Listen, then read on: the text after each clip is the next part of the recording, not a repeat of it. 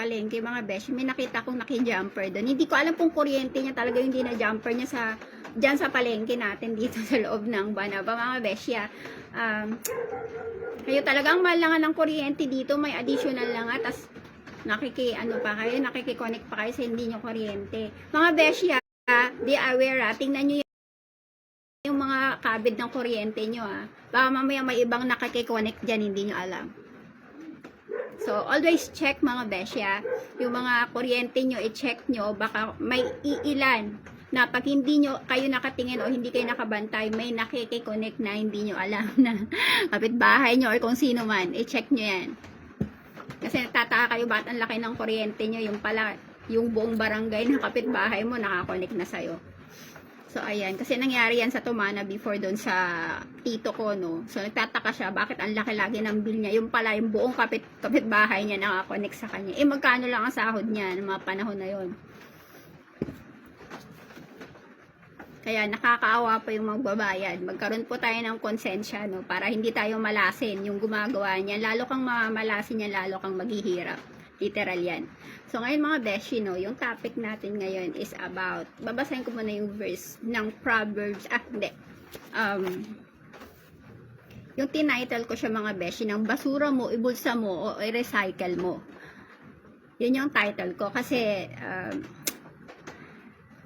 yung isa sa mga reason kung bakit nagbaha is about yung basura natin, literal, no? Isa siya sa mga reason, though hindi talaga yun ang pinakabuong reason, pero isa siya sa mga reason, yung basura. So, mayroon din akong i-share na konti about nung nakaraang August 10, 2000, via Hataw Balita. Kasi nagsisearch nga ako ng mga balita, no, kung anong nangyari from the past. So, ayun, ito mga beshi, may connection to sa basura.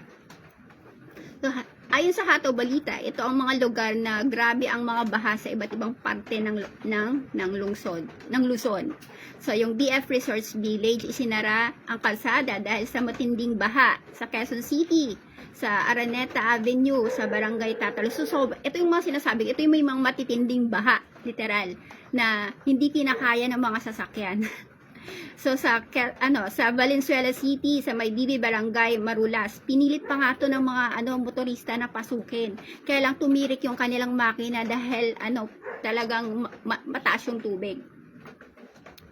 So, sa Dalandanan, MacArthur Highway. Tapos, maraming lungsod sa Manila, sa LRT1, sa Pedro Hill, kung saan yung galing sa mga LRT1, bumaba sila doon, mga beshi, napilitan silang lusungin yun kasi sobrang taas ng tubig. So, sa tingin nyo, ano problema? Drainage, right? Kailangan linisin yung drainage. Every year, nililinis ang drainage, mga beshi. Kasi, malamang, puno na ng alikabok yan, or puno na ng putik yan, ng lupa yan. Siyempre, taon-taon, buwan-buwan, nagkakaroon ng ulan, ng baha. So, maraming papasok dyan na dumi. Basura, pwede rin, di ba, mga beshi, no? So, eto pa, maraming lungsod, sa Philippine General Hospital sa Taft, Manila, nagkaroon din ng gutter deep. Sa Pasay City, sa San Lorenzo Street, Bellamor at Magallanes, umapaw din yung creek. Basura din yun, mga beshi, basura. Basura, drainage, yun. Sa Pico Bridge, dahilan ng pag-apaw ay ang tuloy-tuloy na pag-ulan. So, hindi lang siya, I think, sa ulan. Siyempre, kapag kapuno na, may nakabarang basura, or putik, or talagang aapaw siya. Nagbaha rin sa ilang parte ng Tumana, Marikina, dahil sa hindi gana ng pumping station na pwede sanang makatulong para makaiwas sa posibilidad na pagbaha. So, nabalita yun kailan lang, 'di ba? Na matagal na palang hindi siya, kailangan daw muna i-turn over whatsoever, hindi ko rin alam, mga beshi, no? So, tapos meron dito, no, hanggang bewang ang pagbaha sa Hagunoy at Taguig na naging dahilan ng tuloy-tuloy na pag-ulan. Yung dahilan daw nun ay tuloy-tuloy na pag-ulan kaya nagbaha doon sa Hagunoy at Taguig. Tapos sa Malabon City Hall, bumaha rin sa Barangay Tenahinos. So, bakit ko ba sinasabi to? So, magbabasa ako ng verbs. ng ng verse, dalawang verse actually. Sabi, sa Proverbs 4:13. Hold on to instruction, do not let it go. Guard it because it's your life. So, ano ibig sabihin nun mga beshi? So, pag tinuruan ka daw ng isang bagay, kung sino man nagturo sa'yo na you think na mas marunong sa'yo, o may alam at least na may nagturo din sa'yo, shinare sa'yo yung ganitong klaseng informasyon, dapat daw pangalagaan mo, dapat daw gamitin mo, dapat daw i-apply mo para makatulong din sa iba. Kasi yung guard mo yung ganitong knowledge. Kaya 'di ba may kasabihan na ang edukasyon ang hindi mananakaw sa iyo. Kasi yan yung alam mo. Yan yung natutunan mo. Yung mga material na bagay pwede makuha sa'yo, pero yung knowledge mo, hindi yan mananakaw sa iyo. Tama, mali. So ano pa? Instruct a wise person and they will be more wiser. So, ang wais na tao, kapag tinuruan mo yan, mas magiging wais yan. Mas lalong magtatagumpay yan. Mas lalong kang tutulungan yan. Kasi marami na siyang alam. Pwede niya nang i-share sa'yo. O sa inyong lahat. Tapos pasa-pasa na. Maganda yung ganun mga beshi. No? Kung may alam ka sa isang bagay, i-share mo. Para alam din ng kapitbahay mo, alam din ng mga tao na may ganito kang klaseng kakayahan na pwede rin nilang malaman at pwede rin nilang ikwento, i-share o i-chismis sa ibang tao. Nang sa ganun, sila naman yung makatulong. Teach a righteous person and they will add to their learning. So ako, pag tinuruan mo ko, natulungan mo ko, napasaya mo ko, at gagamitin ko yung tinuro mo sa akin para ako naman ang makatulong sa iba. So, ganun siya mga beshi, no?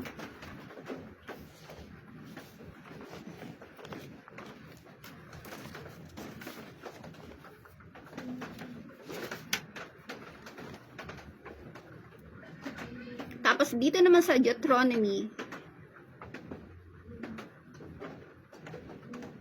instruction given to the Israelites to properly bury their waste outside the camp to maintain physical cleanliness and because God walks along them.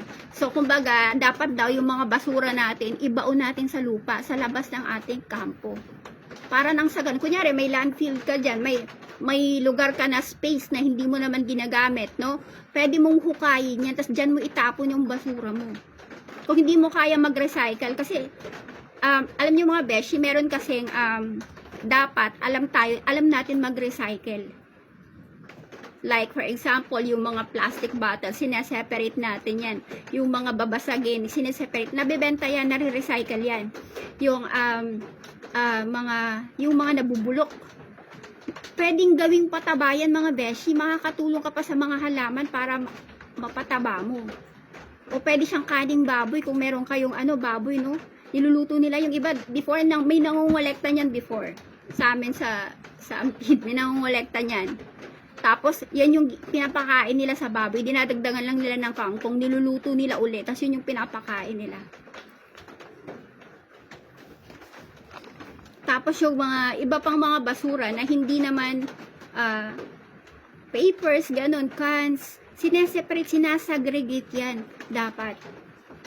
Para hindi siya hindi dumami yung basura na pwedeng, kunyari, kokolektahin, di ba may nangongolekta sa atin? I think kanina may nangolekta ng basura, kaya nandun siya sa lugar. Kaya lang, ang pangit niyang tingnan mga beshi, kasi umaga-umaga dadaan yung maraming motorista at maraming tao, tapos yung basura nandyan. What if, isagregate muna natin, o magkaroon tayo ng time na mag-segregate, i-separate yung mga bagay na pwede pang ma-recycle. Isa yan sa mga sasabihin ko mamaya, na kung anong kumpanya yun na kumukolekta niyan at magkakapera ka literal. Totoo yung sinasabi nila na may pera sa basura. Totoo yun. Ang kailangan ko lang i-inform kayo kung paano at anong gagawin nyo. Kasi for sure, ang iba sa inyo, sinisikreto lang nila yung knowledge nila, hindi nila ini-inform ang iba about dito.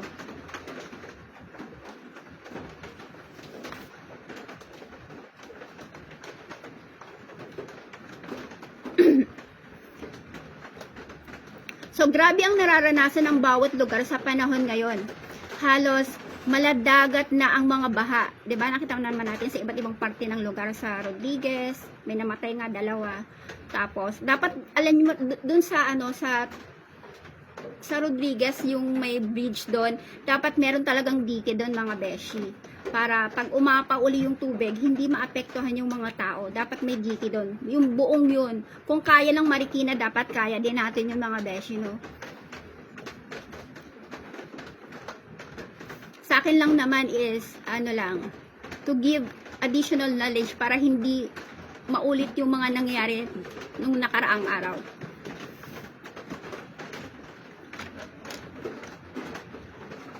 Ang nakikita natin at nararanasan sa iba't ibang parte ng Pilipinas, kaya saludo ko. Actually, humahanga ako mga beshi sa mga ibang vloggers out there na nagkakaroon sila ng puso para linisin yung mga dike. Linisin yung mga creek. Lumalangoy sila doon. Nakita nyo ba sa mga Facebook post nila? Yun yung binavlog nila, pinapakita nila sa atin na nililinis nila yung mga basura dun sa parte ng lugar nila. Kasi ayaw nila magkaroon ng pagka nagbaha, bumalik sa kanila yung basura. So, dapat, mga beshi, na nagkakaroon din tayo ng puso sa lugar natin na hindi tayo magtapon sa ilog o kaya, yun nga, isagregate natin yung mga basura. Tapos, itapo natin kung ano yung mga bagay na, kunyari, kukolektahan ng waste management, yung mga truck, kolektahan yung mga basura. Yung mga kailangan lang na hindi na pwedeng ma-recycle. Pero yung mga pwede pang i-recycle, natin, i-keep natin kasi nabibili siya mga beshi. Nasasabi na akong lugar mamaya kung saan nyo siya ibibigay at magkakapera kayo.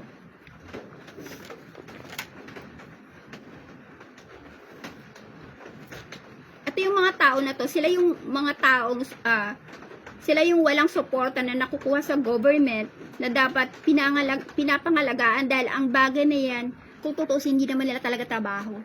I'm not talking sa dito lang sa lugar namin, but sa iba't ibang lugar kung saan may nakikita ako nagvo-vlog ng lumulusong sa mga creek para mangolekta ng basura, maglinis ng ng mga gilid ng kalsada, maglinis ng ilog, yung mga ganyan. Kumbaga meron dapat talaga tagalinis diyan. Hindi sila. Pero syempre, dahil meron silang puso at pagmamahal sa kapwa nila at sa bayan nila, ginagawa nila yung mga bagay na yun. So, dapat ang government natin, tinutulungan sila mga beshi, pinoprotektahan sila at the same time. Kasi ginagawa nila yun ng walang bayad. Yung iba hindi ko alam sa iba kung may bayad ba sila.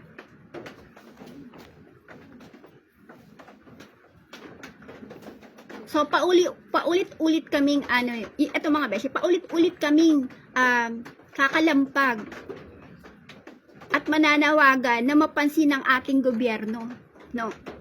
Pati na ang mga humahawak sa ating lugar. Ngayon, magkakaroon ng maayos na matibay na malawak na dam sa Montalban. Alam nyo ba yung Montalban na dam yan mga beshi, no? Kwento ko sa inyo. Sinulat ko na rin naman siya dyan. Pwede nyo siyang basahin, no? Parang wala nga nagbago simula nang dumating ako doon. Kasi naliligo kami doon before, bata pa ako eh. So, kung anong itsura before, ang nadagdag lang siguro ngayon, yung mga kubong nandun at saka yung tulay na hindi ko alam ko pagka maraming tao yung doon, kung matibay ba yun o babagsak ba. So, dapat mga beshi, no, inaayos yun, nire-renovate, pinapaganda. Kasi yung dam ng Wawa, mga beshi, tumutulong siya para magbigay ng tubig sa Manila, buong Manila. Pag naubusan na ng tubig yung ibang mga dam, nakakatulong siya. Literal yan. So, dapat inaayos din siya, no, mga beshi.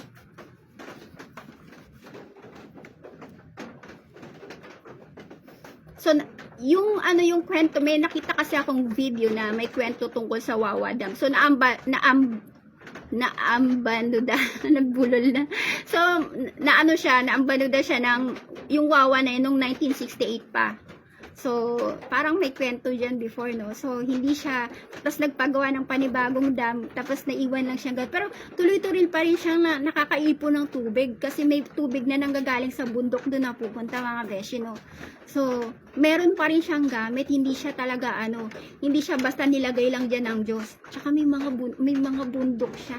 May mga bundok siya na nakakatulong para, sa bagyo, mga beshi. Tapos marami, ilang beses na ako naligo dyan before, nung bata pa ako.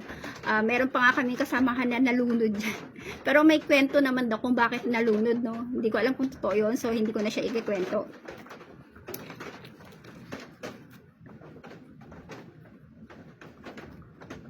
Yun nga, may gusto rin akong itanong mga beshi, no, sa nakaraang administrasyon dito sa ating lugar. Ano nangyari sa mga milyon-milyong taxes ng San Mateo at Montalban? Ang mga daanan at kalsada na hindi pinaayos na dapat nagawa ng paraan. Di ba mga beshi, ang daming daanan nakatiwangwang.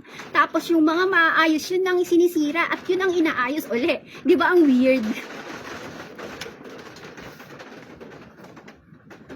Mga tambakan ng basura. Kaya meron tayong malaking lugar para sa pagre-recycle ng basura. Dapat talaga to mga beshi. Meron tayong lugar para sa pagre-recycle ng basura at magdagdag rin tayo ng mga tao, no? Para sila yung magre-recycle. Yung nakita ko kasing lugar dito mga beshi sa amin, napakaliit niya para sa pagre-recyclean. So parang hindi siya hindi siya sakto sa dami ng mga tao, no? Sa dami ng mga tao. Siyempre araw-araw tayong kumakain.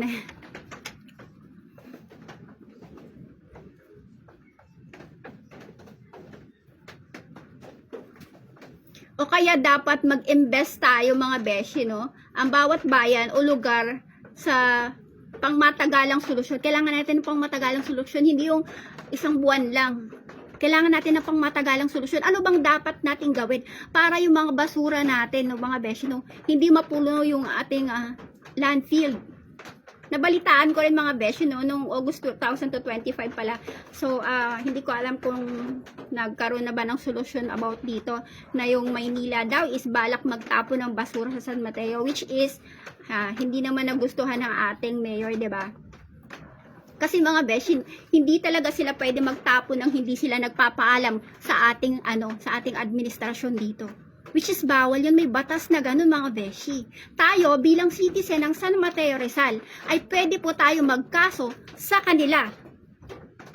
Kasi tayo po yung mga kalusugan po natin ang pwedeng maapektuhan. Literal siya. Basahin ko lang po sa inyo para maintindihan niyo.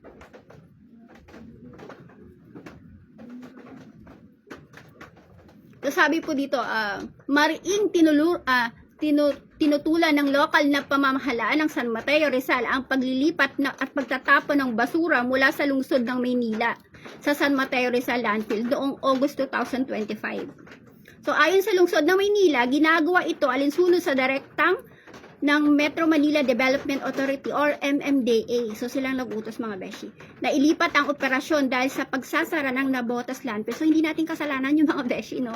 Hindi kasalanan ng San Mateo Rizal yun. Ngunit umalma ang alkalde ng San Mateo dahil walang maayos na konsultasyon. Naalala ko before mga beshi, nung nagtapon tayo ng basura dito sa ilog, nagalit ang Marikina. Though parehas kong lugar ang San Mateo at Marikina. I-connect ko lang siya dito ng mga besyo kasi hindi nagpaalam ang San Mateo sa Marikina sa pagtatapon ng basura dyan sa ilog. So, which is bawal talaga, literal. Kailangan makipag-komunikasyon yung dalawang lugar. Kailangan pumayag muna ang San Mateo bago sila magtapon. Kasi isipin nyo, ang Manila ay napakalaking lugar. Maraming barangay ang Manila. Tama, mali.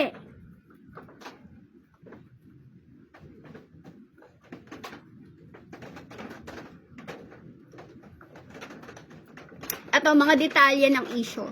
Total, ang LGU pinagalitan ni San Mateo Mayor Bartolome Ome Rivera Jr. ang hakbang na ito dahil hindi umano sila formal na abisuhan tungkol sa lungsod ng Maynila. So may karapatan tayo mga beshi na magreklamo.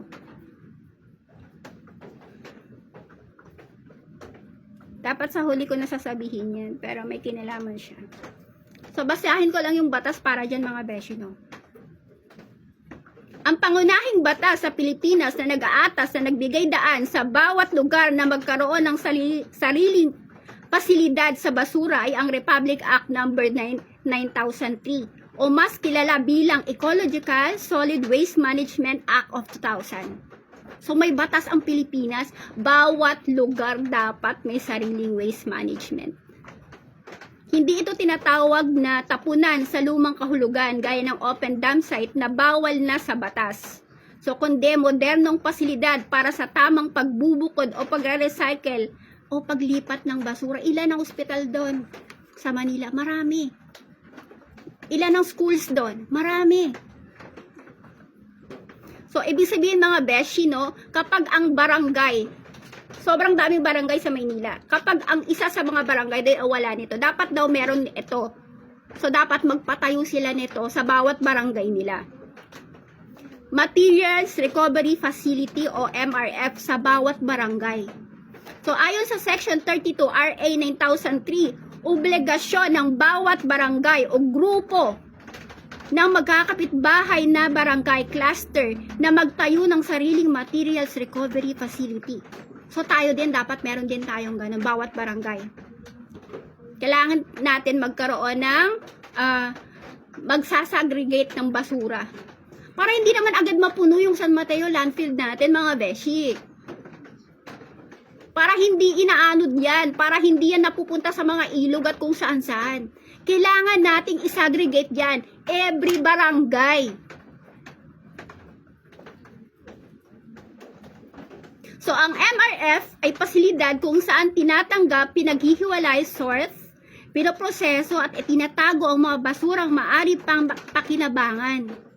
Recyclable o compostable. Yung mga nabubulok, yung mga basura natin sa pagkain, pwede kasi yan mga beshi gawing pataba sa mga halaman. Dapat itong itayo sa lupang pagmamay-ari ng barangay. Yung pagmamay-ari mong barangay, magpatayo ka dyan. Kung ang PID, dapat meron din silang sarili nilang recyclable na place doon. Kung ang ibang dulong bayan, ganun, may sarili-sarili dapat. Dapat itong itayo sa lupang pagmamay-ari ng barangay, nirerentahan o sa anumang angkop na bakanting espasyo na pinagtibay ng barangay sanggunian. Sanitary landfill para sa mga lungsod at munisipalidad. Para sa mga natitirang basura na hindi na kayang i-recycle o i-compose residual waste. Ang mga lokal na pamahalaan, LGU tulad ng bayan o lungsod, ang may responsibilidad na magsaayos ng sanitary landfill.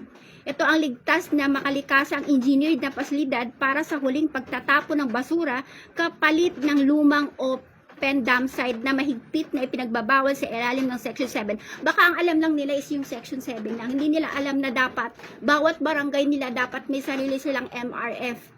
I-segregate muna nila yung mga basura nila. Diba, mga beshi? Ang daming barangay dyan sa Maynila, ang daming ospital, ang daming school, ang daming yung basura, ilang tulinada yan. Diba, kawawa tayo pag dito lahat yan tinambak. Yung tipong paghangin yan dito, mga beshi, amoy na amoy natin yung basura yan. Maraming magkakasakit sa atin, marami tayong tao, maraming tayo. Yun, mabilis tayong mamamatay literal.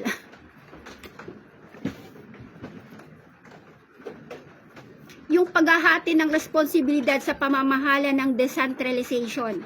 So, isinaad sa Section 10 ng Batas ng Pagbabahagi ng Tungkulin sa iba't ibang antas ng lokal na pamahalaan. Barangay, silang may hawak sa pangungulekta at pamamahala ng mga basurang nabubulok. Ano ba yun? Yung mga prutas, yung mga pinagkainan nyo, di ba? Yung mga yan, beshi, pwede nyong ilagay yan sa lupa kasi patabayan sa mga halaman, literal. Lungsod o biodegradable at pwede pang i-recycle. Yun yung sinasabi ko, yung mga bote. Itabi nyo mga beshi kasi pwede nyong yan, may sasabihin ako lugar. Lungsod o munisipalidad, sila naman ang bahala sa pangongolekta at pagbabiyahe ng mga basurang hindi na mapapakinabangan, non-recyclable, residual at mga espesyal na basura patungo sa mga pangunahing imbakan o landfill. Nais mo bang malaman mga parusa sa mga lokal na opisyal na hindi magpapatupad ng MRF sa kanilang barangay? Kailangan mo gabay kung paano maghain ng reklamo o citizen suit. So tayo yon mga beshi. Pwede tayong magreklamo. Kulang maayos na sistema ang basura sa inyong lugar. So sila din, no? Yung Maynila, Kailangan munang pumayag tayo bago sila magtapon. Kailangan muna magkaroon ng pag-uusap. At ito yung dapat nilang bilhin para hindi naman sobrang dami ng basura, no? Kasi yung mga basura na yan, mga beshi, merong mga machine yan para mabilis yan ma-recycle. Kailangan lang nilang bilhin. Kung meron tayong lugar para sa pag-recycle ng ating basura at magdagdag ng mga tao sa waste management, o kaya dapat mag-invest ang bawat bayan o lugar na pang matagalang solusyon sa basura, katulad ng pagbili ng mga makina na makakatulong sa pag-recycle nito ng mabilisan. Merong paraan, merong pang matagalang solusyon. Para hindi tuwing bumabaha, ang daming basura sa ilog. 'Di ba nakita niyo yung basura, ang dami, no? Ang daming nagulat. 'Di ba? Dapat hindi na sila nagugulat. Kasi nangurakot sila. Dapat bumibili sila ng machine na pang-recycle. Meron tinatawag na automatic can cutting machine. So ayun yung mga nagka-cut na mga can. Nagsa-stripe. Para hindi siya bulky. Yung iba naman pinipipi. Merong ganon.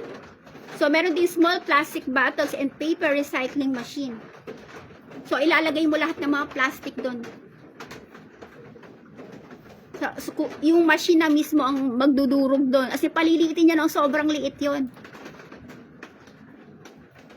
Meron din 24 hours composting machine. So, yun yung mga nabubulok. Alam niyo ba mga beshi, kung kilala niyo yung sushi, no? Sushi? Ano yung sushi? Nangongolekta sila ng mga, sa Tumana meron niya, nangongolekta sila ng mga waste materials o yung mga bote, ganyan, nangongolekta sila. Kasi alam niyo ba kung anong ginagawa nila dyan? Meron silang machine, isa dito. Nire-recycle nila yan, tapos ginagawa nilang upuan. Oo, nagamit! Kasi makita mo, palutang-lutang sa ilog dyan, mga beshi, no? So, pwede kayong magpa-member sa kanila at bibigyan niya kayo ng pera. So, bibigyan niya kayo ng papel na ganyan, tapos bibigyan kayo ng alkansya na ganon. So, kasi before, taga Marikina ako, diba? Before, ng bata pa kami. So, yun. Meron yan sila, kung ano yung mga binigay mo na, ganyan. Lilista nila kung kailan. I think tuwing Webes sila dumadalaw. Tuwing Webes.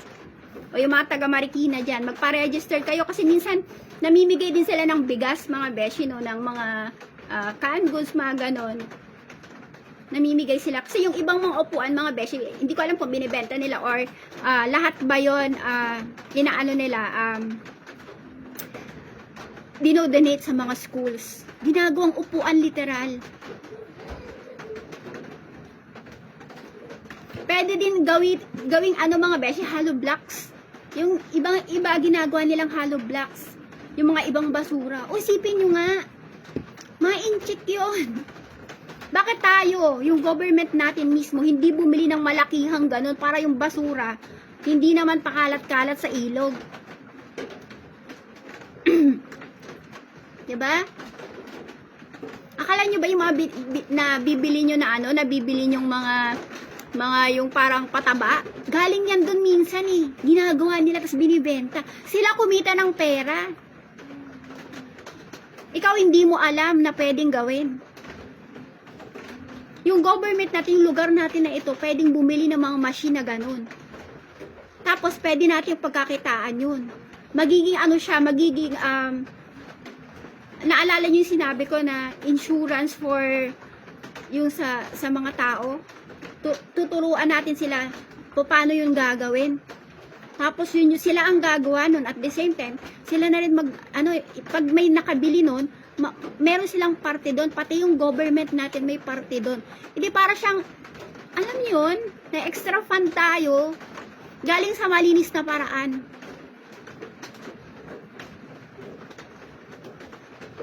Ang kailangan lang natin mag-invest ng pangmatagal. I think Marikina meron sila. Meron sila neto.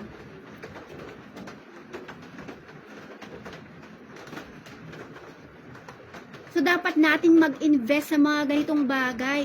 Mga machine. para hindi mapuno agad yung landfill natin. Tapos balak pa ng magdagdag ng ng Manila, di ba? Tapos sila din magkaroon sila ng ganon, na may MRF sa bawat barangay nila. Posibleng hindi nila alam yun. Matatalino sila dun, maraming ospital dun, maraming magagandang schools dun. Sana kahit ospital din dun magkaroon ng ganito, at least yung ano na lang, yung small plastic bottles recycling machine. Kasi sila yung madalas na gumagamit ng mga plastics. Pwedeng gawing paso.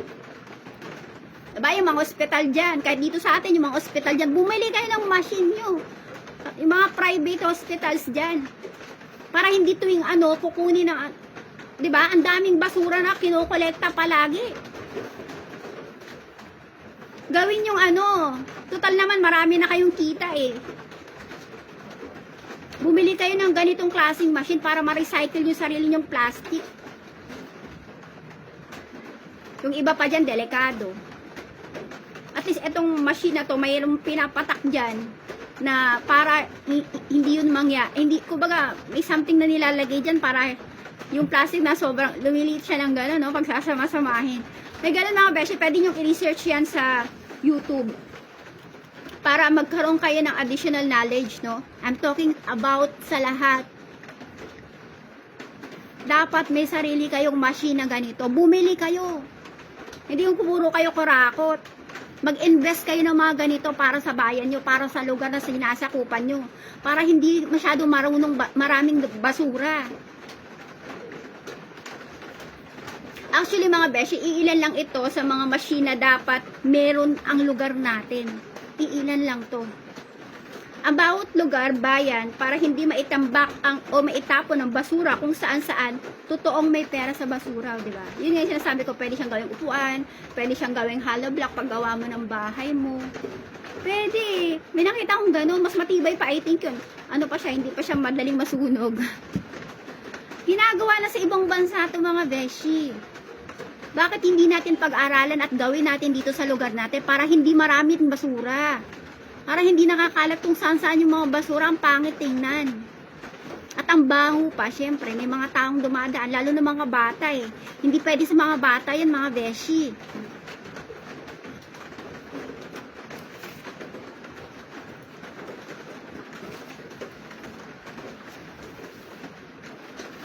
Yun nga, araw-araw tayo kumakain at nagkakaroon ng basura, gabundok ng basura natin, hindi natin alam kung saan-saan na natin itatapon. Kung wala tayo at hindi tayo bibili ng ganito, ganito talaga yung mangyayari sa atin araw-araw. Lahat ng mga tao talaga, hindi mapipigilan, magtatapon talaga ng basura dyan.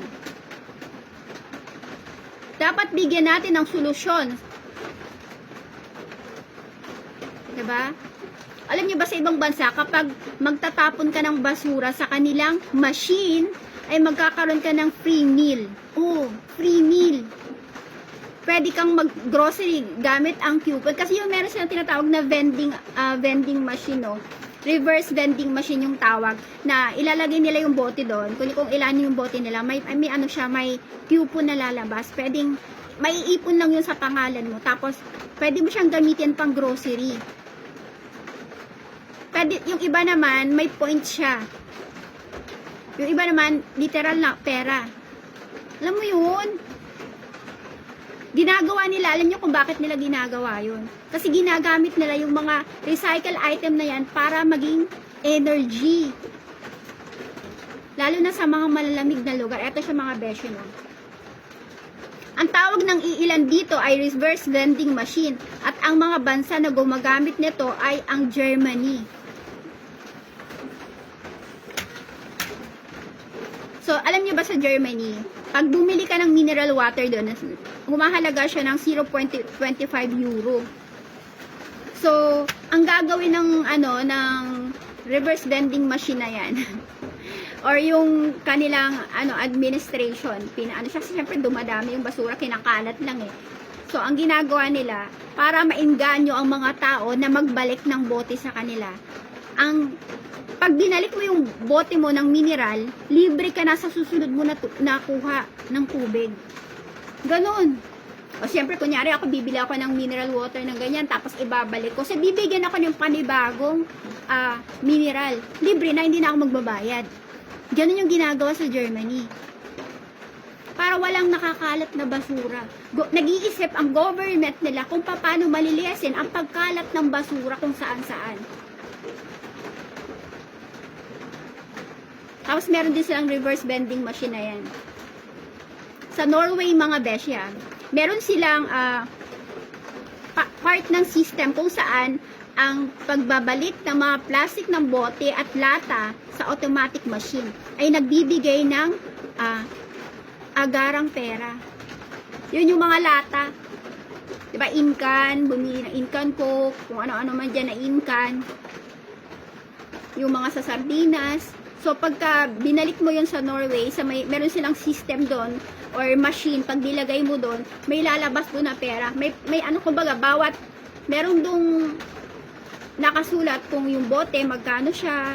Yung ganun, may, kunyari, 50 pesos, 20. So, kunyari, nagbigay sila lagay sila ng bote doon, magkakaroon sila ng 20 pesos. Kasi ang saya mo nun, baka ikot ka na sa buong lugar para kumuha ng mga bote. Kasi literal, mga ibang Pilipino, mga beshi na nandun nakatira, ang ginagawa nila talaga ay namumulot ng basura para ilagay doon.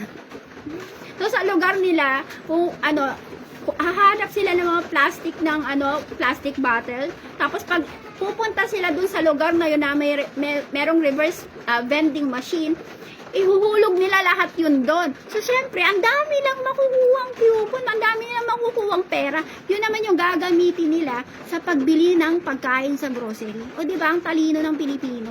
Eh, bakit dito? Ang kailangan lang natin ng tamang sistema para masolusyonan itong problema ng basura na to. Diba, mga beshi? So, hindi lang mga beshi sa Norway ginagawa yan. Ginagawa din to sa Sweden at Finland. Gumagamit din sila ng same system kapalit ng pera o resibo para pambili ng mga grocery. Sa South Korea, may mga makina nagbibigay ng puntos at pera na maaaring makuha sa bangko naman, o magamit pambili ng mga pagkain. Ganun yung ginagawa niya para hindi na sila para hindi na sila maproblema yung mga magongolekta ng basura kung saan nila pupulutin. O hindi na sila magdadagdag ng mga tagawalis, yung mga tao na mismo yung nagdadala ng basura sa kanila. Kasi may ganitong klase, no? May ganitong klase na kapalit. Alam niyo mga beshi, pag nangyari yan dito sa Pilipinas, wala nang basura na makikita ka sa ilog. Kasi baka lumangoy pa yung mga tao dyan na kunin yung basura na yan para ilagay doon. Di ba? Kailangan lang ng tamang management. Kaya nga kailangan natin ipag-pray, mga beshi, yung ating mga ating mayor, yung lahat ng mga tao na nasa government natin, ipag-pray natin yan. Kailangan magpatayo yan sila sa bawat barangay ng MRF.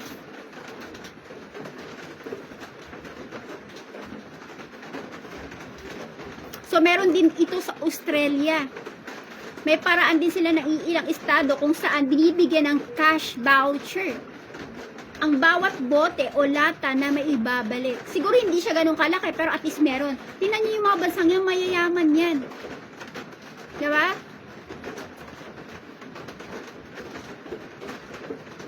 Kasi ginagamitan nila ng tamang sistema. Eto, magugulat kayo. Ako nagulat din ako, mga besh. Meron daw dito sa Pilipinas. First time in the Philippines. Pero alam niyo kung sino. Kung ano. Kung sino ang meron, yung kumpanya na yon. Actually, ito yung kumpanya na nagdadala ng mga dito, ng investors. Ang SM. So, alam nyo na. So, pag pupunta kayo ng SM, bumili kayo ng isang lollipop. Tapos, dalhin nyo yung mga basura nyo to. Hanapin nyo kung saan meron kayong makukuha ang coupon literal na pwede nyo ipambili sa supermarket nila. Kasi para lang daw yun sa mga customer ng taga-SM. Eh bakit, 'di ba? Pupunta naman talaga kayo sa SM, kumakain kayo doon sa mga ano lang, food court nila eh. Ha? O doon sa mga McDo. 'Di ba? Ang dami kong nakikitang mga taga San Mateo na pupunta diyan sa SM na 'yan. So hanapin niyo, tanungin niyo kung saan 'yun banda. Siyempre dapat yung dadalhin niyo doon yung malinis naman, yung may mga dumi-dumi pa. Linisan niyo. So, eto mga beshi, no? Limitado lang sa kanilang customer ang SM at iilan lang din ang nakakaalam. Yun nga, nung nakita ko din, talaga hindi ko rin siya alam. Kaya ini-inform ko kayong lahat para alam nyo na din, no? May ilang teknolohiya tulad ng makina mula sa super malls at iba pang pribadong kumpanya. So, may mga private company katulad nga ng sushi. Meron sila neto, meron silang mga yung mga machine na ganito na mabilis mag-recycle ng basura. Kasi nga ginagawang upuan, ginagawang hollow blocks, mga iba't ibang klase na pwede pang magamit para nang sa ganon, hindi dumabi yung basura kung saan. I think Marikina meron sila mga beshi. So dapat meron din tayo, San Mateo. Dapat meron din tayo niyan. Makakapagdagdag pa tayo ng trabaho sa mga tao, literal. Kasi, yung mga yan, yung paggawa ng upuan, yung mga ganong bagay, mga beshi, mga recyclable materials na pwede pang magamit, pwede na natin i-donate yan sa mga school, or ibenta yan mga beshi.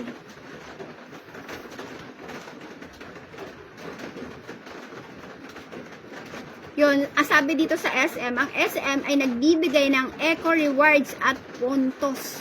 Puntos, pag naipon mo yan, yun nga, mabibili mo yan sa grocery nila.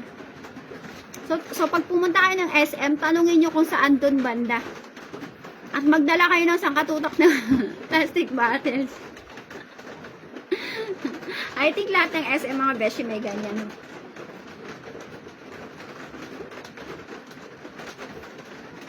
So, ito pa mga beshi, no? Ito raw ay sa SM Green Recycling Machine o GRM program. So, programa nila. Ilang beses na ba kayo nagpabalik-balik sa SM? Di ba maraming beses na? O, chance yun na yan. Pagkakitaan na yan.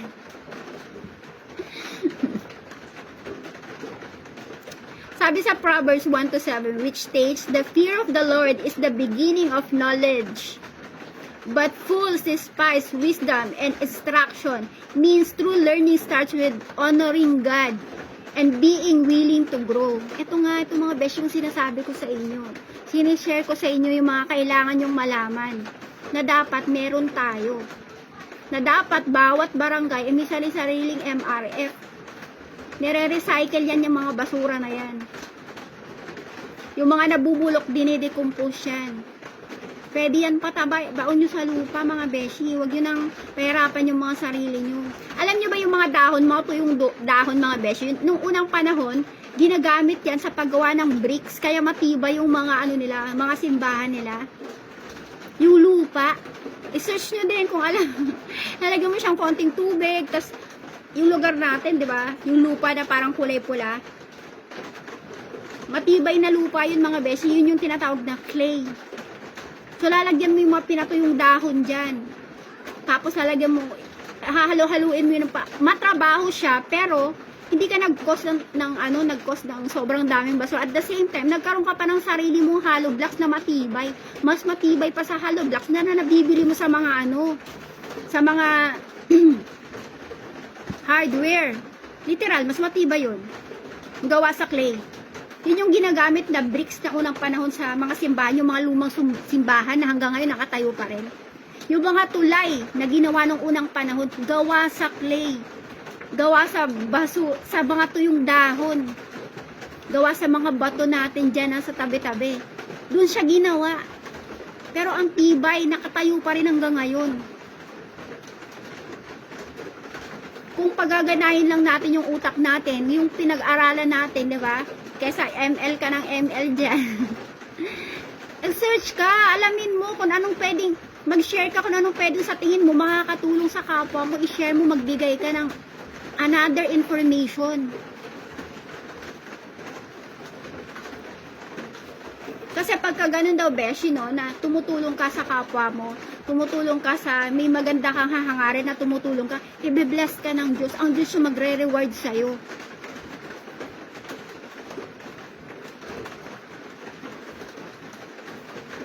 Yun nga mga beshi, itong mga bansa na binanggit ko na itong mga beshi, ginagamit nilang energy yan. Actually, yung iba sa kanila, like China, Japan, kasi sobrang lamig na bansa yan, diba?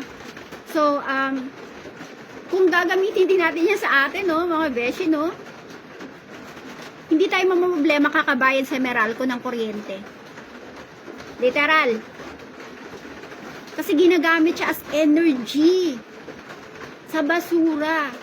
Diyan kumukuha ng kuryente. Itong mga bansa na to, na malalamig na to, itong malalaki na to, minsan nauubusan talaga sila ng basura, kaya bumibili sila sa iba't ibang parte ng bansa ng basura para gawin nilang energy.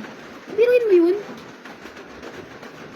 Kung magkakaroon lang tayo ng tamang sistema para mapag-aralan yung mga ganitong klaseng bagay, hindi sana hindi tayo na problema kakabayad ng kuryente sa Meralco. Hindi sana yung mga basura na nakakalat dyan sa ilog, wala kang makikita. Diba? Di sana yung Maynila, nagkaroon ng sariling MRF, bawat barangay nila, no? Para sila mag-segregate ng basura nila.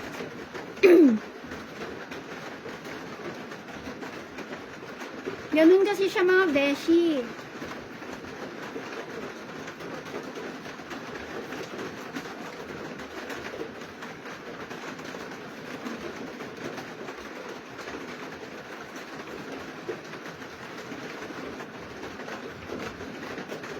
Kailangan alam natin yun para makatulong din tayo sa sarili nating lugar.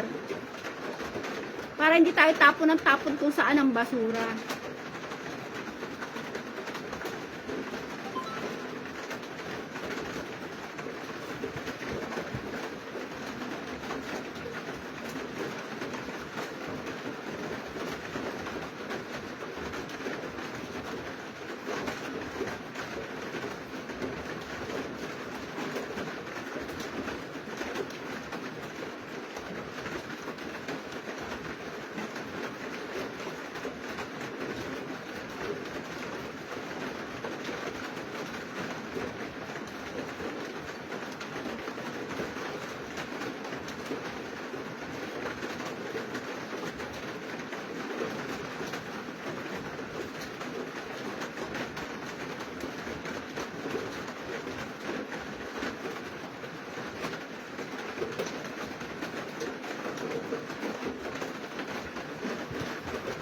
So yun mga beshi, no, hindi na tayo dapat matakot na magtapon yung mga kapitbahay.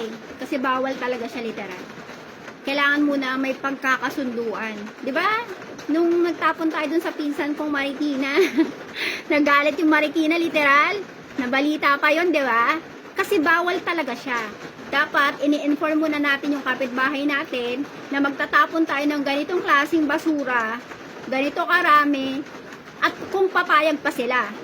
Kasi kung hindi ka pwedeng magtapon basta-basta. Kailangan yung organisasyon mo, bawat barangay mo, may sarili kang MRF. Obligasyon nyo yan, ituro nyo yan sa lugar nyo. Diba? Mga beshi. Hindi ka pwedeng dapat alam mo din yun, mga beshi. Dapat tayo din dito, no, per barangay, even Rodriguez, even Dulong Bayan, even Montalban area, dapat yan, lahat yan, bawat ilang barangay meron dyan, dapat meron silang ganyan. Segregate nyo yung mga basura nyo, yung mga pwede pang pakinabangan dyan, dalhin nyo lahat yan sa SM. Tsaka dapat mga beshi ha, yung mga iba't ibang mall, may ganito din klase, diba? Para hindi naman dumami yung basura sa Pilipinas. Dapat bumili rin sila ng ganitong klaseng machine para, syempre, may food court sila, di ba? Ang daming basura, ang daming kumakain sa bawat bawat kainan nila. Di ba? May mga plastic, sa kanila din bumibili sa mga supermarkets nila. Dapat sila mismo, bawat mall na yan, magkaroon sila ng sariling ganito. Bumili sila ng sarili nila. Meron silang dyan sa ilalim, yung parking area. Dapat meron silang part dyan, or ibang part, basta sakop dun sa lugar nila na nagre-recycle ng basura. Dapat may batas na ganyan. Na bawat mall, di ba? Ay, hindi naman nakakasira sa bansa natin lalo. Baha-baha na, tapos puro basura na. Diba? Wala na nga dike, wala na nga seawall no? Tapos nagugulat sila talaga literal, na ang daming basura sa ilog. What? Sila naman may kasalanan nun. Hindi sila bumili ng ganitong machine, matagal nang may ganito. Ilang bansa na ang gumamit nito. Tapos tayong Pilipinas, first time in the Philippines, SM pang meron. Well, dapat lang talagang meron sila mga beshi. Kasi ilan ang mall nila dito sa Pilipinas. Diba? Hindi lang mall ang pagmamayari nila na pinasok nila dito. Makikita nyo yung Del dyan. Hindi nyo lang alam. Sa kanila din yan. Kailangan nyo lang aralin kung ano yung pagmamayari ni Mr. C. Hi, Henry C. Ganun. Kasi yung friend ko nagtatrabaho sa kanila, hindi ko nababanggitin ko sino. So, yun there's Kaya medyo alam ko yan. Papasukin daw nila yan. Wala na daw matitirang palengke. Sila na dapat yung bibilhan mo. Kawawa naman yung kabubuhay ng mga ibang di ba? Ibang mga, yun ang kinabubuhay. Di ba? Uubusin talaga nila lahat yan. Na dapat doon ka bumili. Sabi ng source ko.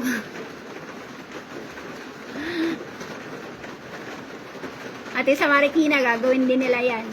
Pero matapang literal ang Marikina, mga beshi. Dapat matapang din tayo. Kasi lugar natin to mga beshi. Tayo yung mapapahamak dito pag hindi natin tinapangan. Marami tayo dito mga estudyante. Yung kalusugan natin mga beshi. Diba?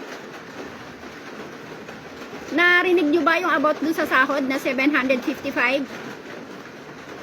Check nyo mga beshi kasi parang na siya, na-approve na. So, as of July daw, 755 na ang sahod. Diba? Ano na ngayon, August, so babayaran nila yung mga nakaraang araw. Kaya dapat makasama yan sa nyo. Tingnan nyo mga beshi. Para alam nyo lang din. O yung iba dyan, mag-iiga nyo nang mag-apply. Kasi mataas na yung sahod mga beshi. At kunin nyo yun kunin nyo yung mga, nung July pa daw isang buwan din yun. Idagdag nyo sa 695 ba? Yung kulang. Yun. Meron kayong i-scan doon. I think may pinost ako na regarding doon dito sa Facebook ko. So, pwede silang dalawin ng dole pag hindi nila pinatupad yon. I-scan nyo yun, doon kayo magreklamo. Hindi kayo pwedeng, duwag. So, poprotektahan nyo yung dole. Hindi kayo basta-basta pwedeng tanggalin. Mga beshi, may batas para dyan. Pag tinanggal ka ng empleyado, ng employer mo, dapat may warning 1, warning 2, hanggang warning 3, bago disciplinary action ba, bago ka pwedeng tanggalin. Pag hindi yan nasunod mga beshi, pwede kang magkaso sa kanila. Ganon yan mga beshi. Kaya mas lamang ang may alam. Nasa na tayo, internet world na tayo. Ang dami nang pwedeng i-search dyan. Sa YouTube, ang dami mo makikita dyan mga beshi. Dito sa Facebook, ang daming attorney Pwede kang magtingin dito sa Facebook. Ang dami kong friend na attorney.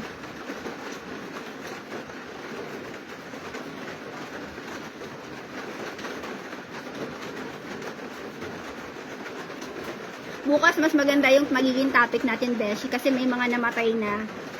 Actually nagawa ko na siya, pero gusto ko hatiin kasi itong part na basura na to, isa din to sa mga dahilan sa mga susunod na sana magawa ng paraan ng ating government mga beshi. Kahit dito muna sa lugar natin, lalo na yung waste materials natin, yung basurahan natin mga beshi. Sana mapansin. Sana bumili rin tayo ng ganitong machine mga beshi, na pang matagalan talaga to. Makakatulong to sa maraming Pilipino or maraming tao dito sa San Mateo Rizal, kasi lalo na kapag kagagawa ka ng ganitong klaseng bricks o ganitong klaseng mga beshi, hollow blocks, mas matibay kasi siya. Or pwede natin siyang ibenta, no? Yung lugar natin magbebenta ng ganito. O kung sila, wala pa silang ganitong klase ng machine, pwede natin silang bentahan, pwede natin presyuhan. Ganun siya mga beshi. No, makakapagbigay pa tayo ng additional income sa mga Pilipino na taga San Mateo, Rizal. Pag, di ba, nagkukulang din ng upuan. Oh, ito na, chance nyo na. Gawa ng upuan, gawa sa plastic. Kailangan ng pag-aralan ng mabuti, mga beshi. So, yun ang mga beshi, no? Tingnan nyo yung mga wirings nyo dyan, mga beshi. Baka may nakikikonek yung kapitbahay mo dyan, di mo alam. Kayo talaga, pasaway kayo eh. Kawawa naman yung taga-bayad.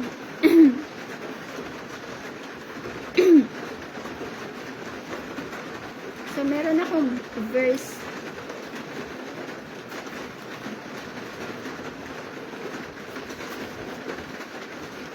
May iwanan akong verse, mga beshi, sa awit 103 verse 8. Ang Panginoon ay mahabagin at mapagbigay ng biyaya, banayad sa pagkagalit at sagana sa wagas na pag-ibig. Ipinapakita nito na ang Diyos ay laging handang magbigay ng awa sa atin araw-araw. Kaya wag kang maghangad ng mga bagay na meron si kapitbahay mo. Like nung kuryente niya. Nakikijumper ka. Ipagdasal mo sa Diyos na magkaroon ka ng sariling kuryente, o kung hindi ka nakabayad nung nakaraan, magsikap ka para makabayad ka. Wag kang kaya lagi ako may nakikita nag-aaway dyan sa palengke dahil sa mga ganyang bagay. Wag kasi ganon. Pandaraya yung mga beshi, no? Hindi siya magandang ugali.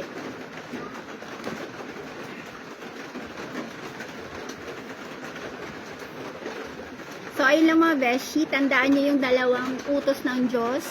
Actually, 10 yun, pero ginawa niya na lang 2. Una, mahalin mo ang Diyos ng buong puso at buong kaluluwa mo.